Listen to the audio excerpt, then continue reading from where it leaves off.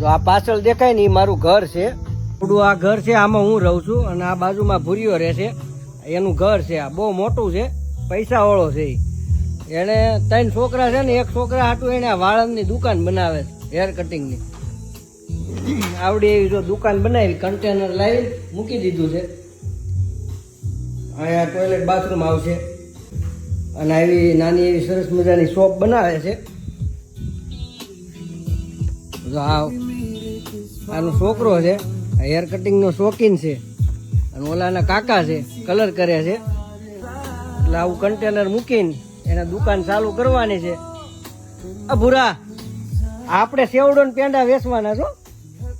સેવડો ને પેંડા ખાંભડાથી લાવવાના છે, બાજા રાયસંગના પેંડા અને સેવડો જમાવટ બોલાવી દેવાની છે.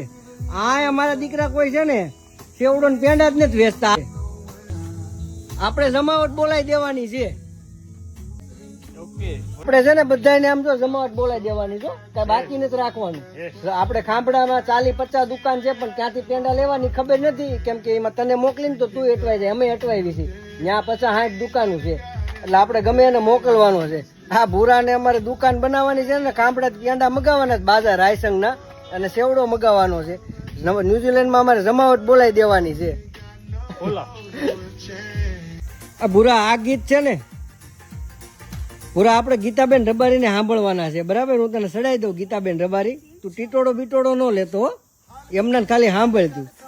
Uncle, do you like this song? Yeah, number 1. Yeah, Gita Rabari. Number 1. Gita Rabadi. Yeah. Okay. એ હમણાં આવવાના છે ન્યુઝીલેન્ડમાં.